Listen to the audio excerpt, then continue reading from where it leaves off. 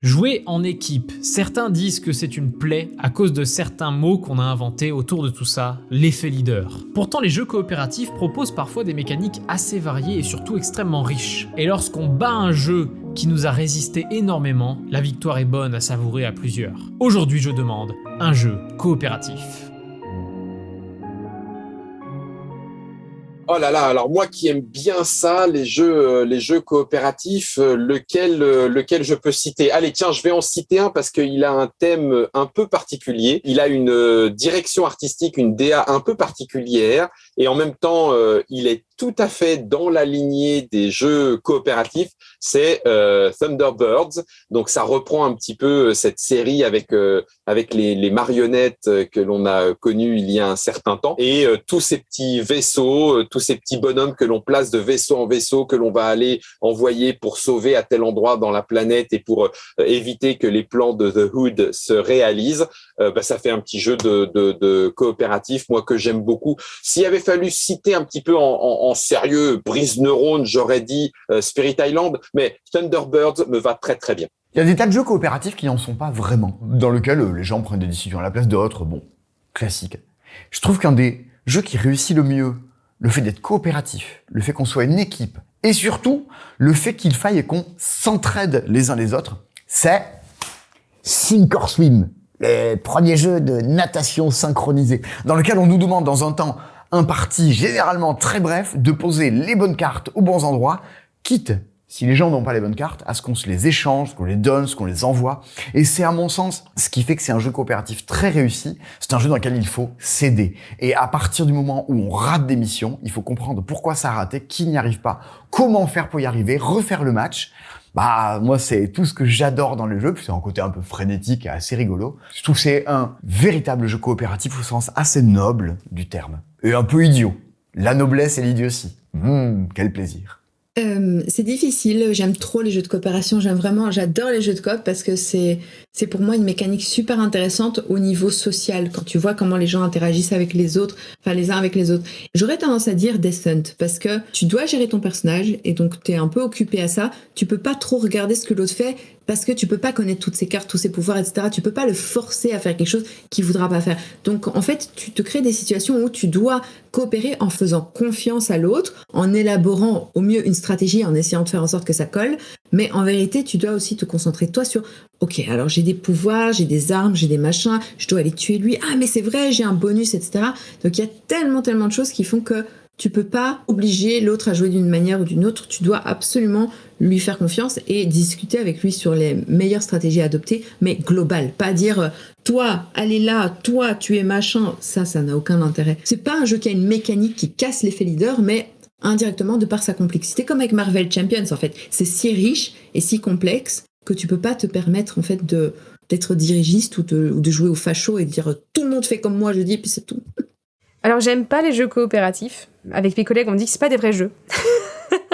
Ouais, j'aime pas trop ça. En plus, j'arrive pas parce que chaque fois, toujours, mes amis disent « Ouais, mais tu prends le lead et tout. » Bah oui, mais en même temps, vous voulez passer par 4 chemins alors qu'il y a un truc plus rapide. Je vais pas vous laisser faire et puis on perd. Non, tu vois. Mais il y en a un que j'ai beaucoup aimé.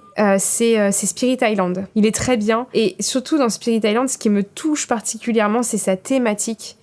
Qui est vraiment original par rapport à tout ce qu'on voit aujourd'hui. Ces esprits qui essayent de défendre l'île des humains qui viennent pour un peu envahir et construire sur cette île. Non, mais c'est bon, laissez cette île tranquille.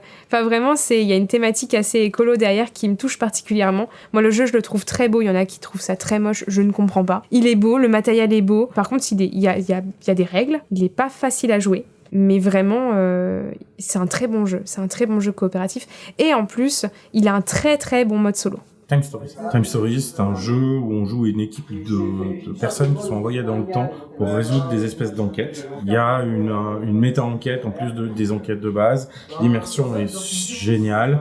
C'est un jeu de Legacy, donc on joue chaque scénario une fois, mais chaque scénario est un film à part entière avec tous les éléments de surprise, de rigolade qu'on peut attendre d'un film.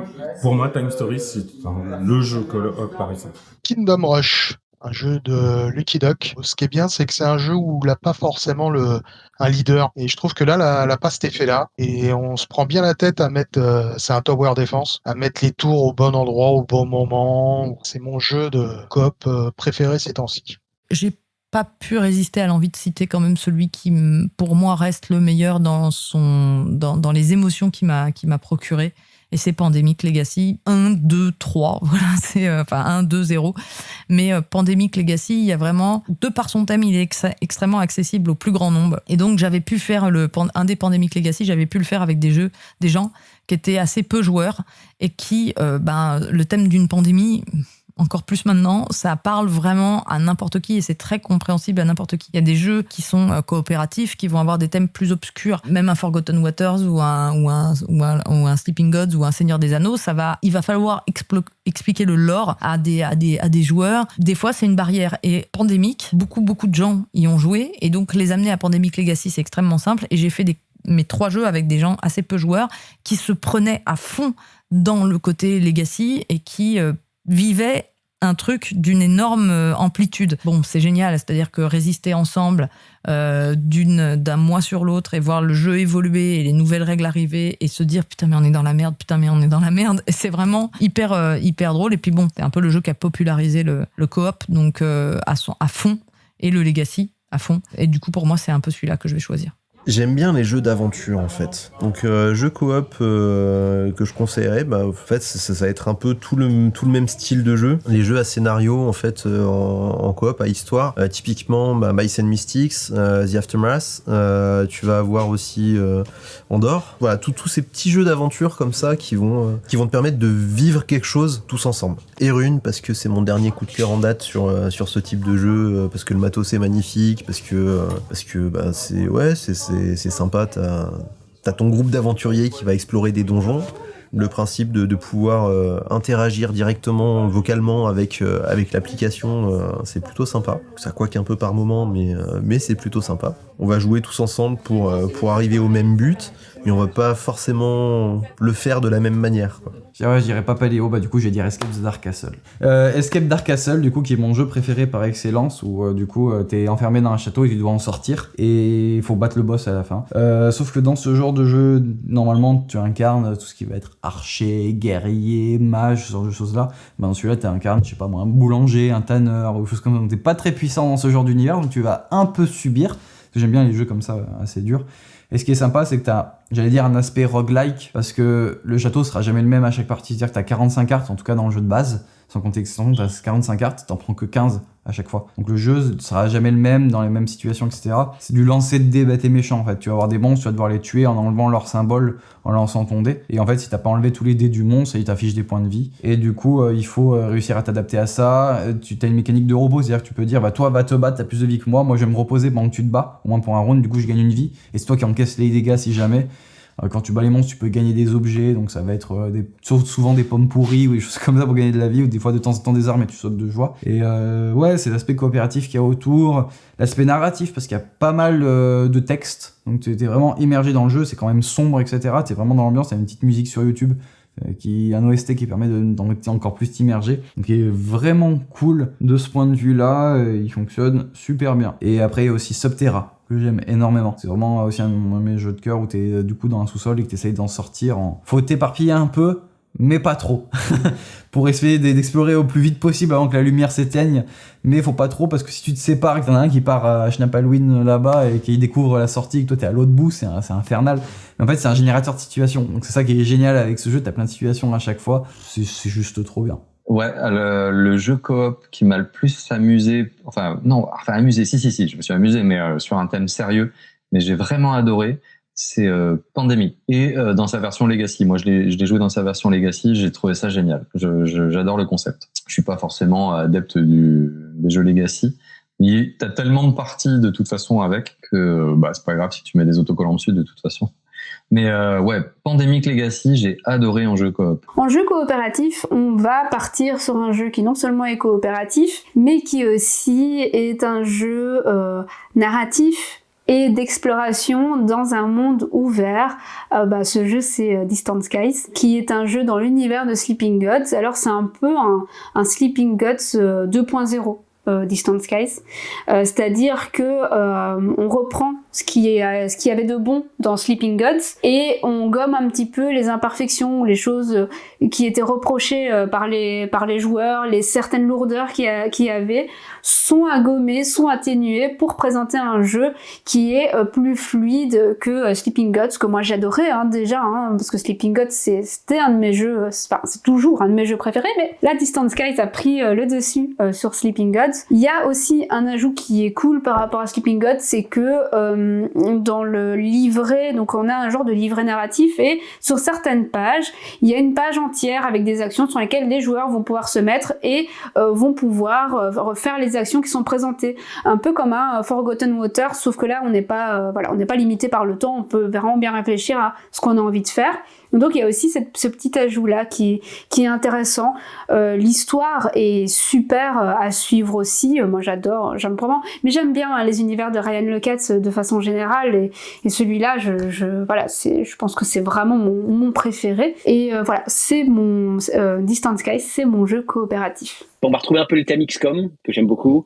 C'est Galaxy Defender. Galaxy Defender, pareil, gros jeu, il y a de la règle, il y a du lancer de dés, il y a du scénario, il y a des figues moches et mal moulées, mais parce qu'ils n'enferment pas les personnages dans un rôle unique. Moi, j'ai 2 problèmes avec beaucoup de jeux coopératifs. Le premier, c'est le phénomène de l'alpha leader, où celui qui connaît mieux le jeu a tendance à dicter aux autres ce qu'ils vont faire pendant leur tour, et ça, je trouve ça odieux. Et le deuxième, c'est souvent dans les jeux coopératifs, collaboratifs, chacun a un personnage avec un pouvoir ou une capacité, et qui a tendance à t'enfermer dans ce rôle. Tu es le médecin, tous les tours, tu vas aller soigner les malades. Et Galaxy Defender t'enferme pas là-dedans. Parce que chacun prépare ses actions, donc t'as pas le temps vraiment de décider qui fait quoi. Et surtout, les persos sont plutôt polyvalents, même si tu peux spécialiser un peu tes persos. Il n'y a pas ce côté, il n'y a que Bob qui sait faire l'action X, et donc c'est à Bob de la faire tout le temps. Il n'y a pas ça. Un jeu coop, je préfère les coop. Moi, j'aime bien jouer en coop, ça me plaît beaucoup. Donc, il y a plusieurs jeux coop que je pourrais te citer. Maintenant, comme j'aime énormément le deck building et que j'aime bien les jeux où quand on est en équipe, c'est pas facile et on veut on veut s'y reprendre à plusieurs fois. Il y a le côté un peu de challenge. Ça me l'avait fait dans Aeon's End puisque c'est du deck building et on va essayer de venir à bout de toutes ces némésis qui nous pop devant. Et c'est pas facile en fait. Et il y a ce tour de jeu qui est jamais le même, qui est déterminé par qui va jouer, qui va être tapé et qui va intervenir quand, qui varie. Et il y a un vrai truc sympa à jouer à plusieurs et à réussir ensemble dans Aeon's End. Et 50 missions, pour le coup assez addictif en plus. Donc tous ensemble, on va tenter de refaire les missions. Et du coup, c'est une mécanique de Uno, donc c'est assez simple à expliquer. Mais pour arriver au bout des 50 missions, c'est pas si facile que ça. Sinon Gloomhaven, c'est aussi un des jeux les plus amusants et stimulants en coop, dans lesquels tu vas vivre une vraie aventure longue, prenante, où tu vas faire évoluer tes personnages. C'est vraiment un genre de JDR un peu... c'est vraiment le mélange entre le JDR et le jeu de société. Donc voilà, si vous préférez le deck building, Harry Potter, Bataille à Poudlard, si vous préférez le JDR ou les jeux à figurines, partez sur Gloomhaven. Mon jeu coopératif du moment, c'est une campagne que je fais présentement en compagnie de mes comparses qui viennent me voir chaque semaine à la maison. Et on est dans une campagne Legacy coopérative d'un jeu tiré d'un jeu vidéo. Et c'est Assassin's Creed Brotherhood of Venus. C'est un jeu de Triton Noir, donc un éditeur québécois, qui a fait l'adaptation du jeu, qui est tiré mécanique de V-Commando ou V-Sabotage récemment. Donc, un jeu d'infiltration stratégique qui nécessite une coopération parce que les objectifs font en sorte que chacun doit être impliqué dans la mission pour que ça fonctionne. C'est un bon jeu coopératif. Si vous aimez ce type de jeu-là, figurine, à grand déploiement avec beaucoup de matériel, mais intéressant en mode coop. J'ai galéré à répondre à cette question parce que je voulais pas répéter la même chose que Planet Apocalypse, des jeux comme ça que je répète tout le temps. Dernièrement, j'ai joué à Forgotten Waters, qui était une vraie découverte à plusieurs, même si c'est pas un jeu qui amène une grosse coop, finalement. C'est plus un jeu où amener d'autres joueurs permet juste de partager ça ensemble, mais pas tant d'amener un vrai plus à la coop. Je pense que le jeu, finalement, que j'ai répété très souvent dans la saison 1, mais que je ne vais citer qu'une seule fois, du coup, dans cette saison 2, c'est Captain Sonar. Captain Sonar, la coop, est omniprésente. On va être obligé de discuter ensemble pour savoir si un truc est cassé ou non, de si on a le droit d'aller dans cette direction ou pas, de si le vaisseau adverse, le sous-marin adverse est pas loin ou pas avec le détecteur, de si une torpille est prête. Il y a vraiment une grosse discussion d'équipe. Bon, c'est plus un jeu d'équipe coop, mais il y a une vraie discussion coopérative dans Captain Sonar que j'adore. Je n'arrêterai pas de le citer parce que je trouve le jeu très réussi, en vaut la chandelle. Et jeu coop aussi parce que il est bien à partir de 6 joueurs. Et pour moi, un bon jeu coop aussi, c'est un jeu où il y a des connexions qui se font même à beaucoup de joueurs. Et c'est pas facile dans des jeux de coopération parfois quand il y a trop de joueurs, parce qu'il y a vite de l'effet leader, parce qu'il y a vite trop de bordel autour de la table aussi, faut le dire. Captain Sonar permet d'enlever ces aspects pourris de certains jeux coopératifs. Paléo, simulateur de vie d'hommes et de femmes préhistoriques, super bien foutu. Le but c'est de survivre, bien évidemment, mais en même temps aussi, il faut pour gagner, et je trouve ça très poétique, faut que ta tribu laisse une trace aux hommes du futur. Faut compléter une fresque qui va orner du coup la caverne pour que tu laisses une trace de ton passage sur cette terre. Et du coup, forcément, faut aussi nourrir ton clan, tout ça, faut pas mourir, gna gna. Mais ce que j'aime beaucoup, c'est dans la mécanique, c'est qu'en fait, tu dois accomplir des missions pour gagner du coup les ressources qui te permettent d'avancer dans la vie. Tu sais jamais vraiment sur quelle mission tu vas tomber. Ça se joue avec un paquet de cartes où en fait le dos des cartes te donne une indication un peu sur ce que tu vas faire. Genre là, tu vois, t'as une rivière, donc peut-être que tu vas aller pouvoir choper du poisson. Là, c'est dans la forêt, peut-être que tu vas pouvoir choper du bois. Là, c'est la montagne. Oh, il y a un pictogramme de mammouth, peut-être qu'il y a un mammouth qui se cache derrière. Là, c'est un feu de camp, donc ça veut dire que tu vas pouvoir aller au camp et te reposer, faire des trucs comme ça. Et j'aime beaucoup cette mécanique faut essayer de comprendre ce que le jeu y pense pour faire ton choix. Du coup, ok, je vais aller là pour tenter d'accomplir la mission. Tout l'intérêt, c'est vraiment de le découvrir, parce que là, il y a d'autres mécaniques, d'autres cartes qui se rajoutent au fur et à mesure du jeu, mais faut pas les regarder. Faut vraiment, tout l'intérêt, c'est de découvrir qu'est-ce qui se cache derrière ce que le jeu il te propose. Et du coup, ça en fait un truc où t'as tout le temps du renouveau, c'est très intéressant. Il y a un vrai intérêt et c'est stimulant d'essayer d'aller au bout du jeu grâce à ça. Ouais, alors je vais pas être très original. Alors Paléo m'a beaucoup plu, mais je vais quand même rester sur la gamme Pandémie. Pas le classique parce que je trouve qu'on en fait vite le tour. Par contre là, le Pandémie, alors moi c'est le chute de Rome qui me plaît le plus parce que t'as le côté historique, et puis t'as le côté où tu bouges des armées pour t'opposer aux barbares. Donc j'ai beaucoup aimé. Et puis j'ai pris une claque, mais vraiment énorme en termes d'OVNI ludique, tiens, on y revient, avec le Pandemic Legacy. Honnêtement, j'ai joué pendant le premier confinement, on y a joué à 2, c'est fou, quoi. Et c'est hyper frustrant, tu peux pas trop en parler parce qu'il faut pas que tu dévoiles ce qui se passe. Il se passe un truc, quoi. Chaque ouverture de scénario, d'enveloppe, waouh, tu vois, t'as 12 scénarios, c'est 12 fois waouh. Et voilà, et moi je pensais avoir fait, j'étais un peu circonspect sur ce Pandemic Legacy, et en fait, un jeu coopératif. Je vais y aller avec un jeu qui est sorti, en fait, une nouvelle édition qui est sortie, et là, c'est Massive Darkness 2. Alors, Massive Darkness 2 est vraiment un jeu coopératif qui reprend un peu ce que Descent a voulu faire dans le temps aussi avec la version coop, du fait que c'est un jeu pratiquement de dungeon crawler où on va prendre un personnage, affronter des monstres. Ce qui est intéressant avec Massive Darkness, c'est que contrairement avec beaucoup de jeux, et là, le concept des jeux de campagne est rendu tellement populaire, tellement grandiose, et les gens aiment ça, des jeux de campagne. Et sur papier, moi aussi, je me dis, un jeu de campagne, c'est le fun, mais faut que je sois honnête avec moi-même. Mes jeux de campagne, je les finis jamais. J'ai tellement de jeux j'ai des jeux qui rentrent, je veux en jouer beaucoup. Ça fait en sorte que l'idée de la campagne est bonne, mais en pratique, ça marche pas avec moi. Massive Darkness nous offre la possibilité de faire un one shot. Tu fais un scénario, ton personnage monte de niveau, t'es rendu au niveau maximum, tu finis ton scénario, poup, c'est fini. La prochaine fois que tu rejoues, tu prends un autre personnage, tu recommences à zéro. Oui, il y a une extension qui offre un mode campagne, mais pour ma part, je pense que c'est le one-off, c'est le scénario unique que j'ai fait, que j'aime beaucoup, et le fait que le jeu est original parce que les personnages ont tous un mini-game d'inclus. Donc, chaque personnage va jouer de manière différente, et c'est ça qui fait en sorte que le jeu se démarque. C'est que le jeu est vraiment intéressant. L'archer, le ranger va venir avec un jeu de pousse ta chance, donc un stop encore, où il va tenter d'essayer de révéler des cartes.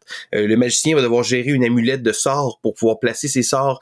Le roublard, le voleur va pouvoir avoir un espèce de concept de backbuilding. Donc, chaque personnage a un petit concept, un mini-game qui est propre à eux. Et Massive Darkness est vraiment un jeu super. D'ailleurs, j'ai hâte que les extensions arrivent en français. J'avais pas backé le jeu. Et là, j'ai des petits regrets j'en ai besoin. Plus de ça, que je vais peut-être me ramasser avec Descent avec beaucoup trop de choses. Mais c'est un jeu que j'ai vraiment aimé. C'est vraiment le concept de jeu coopératif que j'adore et que j'aime passer une soirée avec des amis. Massive Darkness 2 est vraiment super. Je dirais Subterra. Mais c'est vrai que dernièrement, je joue pas énormément aux jeux coop. J'ai plutôt aussi une appétence pour le jeu en équipe. J'aime bien quand même qu'il y ait confrontation, même si c'est ensemble, mais confrontation. Donc voilà, je vais dire Subterra et tous les jeux d'enquête, tout ça j'aime bien aussi, mais j'ai pas de jeu de ouf qui me viennent à l'esprit. Toujours dans le souci de jouer avec les enfants, ce serait Histoire de peluche. C'est beau, c'est féerique, les parties sont quand même assez courtes, le matos est de super qualité, et ça permet d'accompagner son enfant à la fois dans la rêverie et à la fois de découvrir des mécaniques de jeu. Et voilà, je suis très sensible à ça, accompagner les enfants dans la découverte de l'univers ludique. Donc je dirais Histoire de peluche. Un super coop, un super moment à partager, en famille. Vous avez aimé cette vidéo? Alors likez et commentez quel est votre jeu coopératif. Et je vous dis à bientôt pour une prochaine vidéo, le jeu. Allez, salut!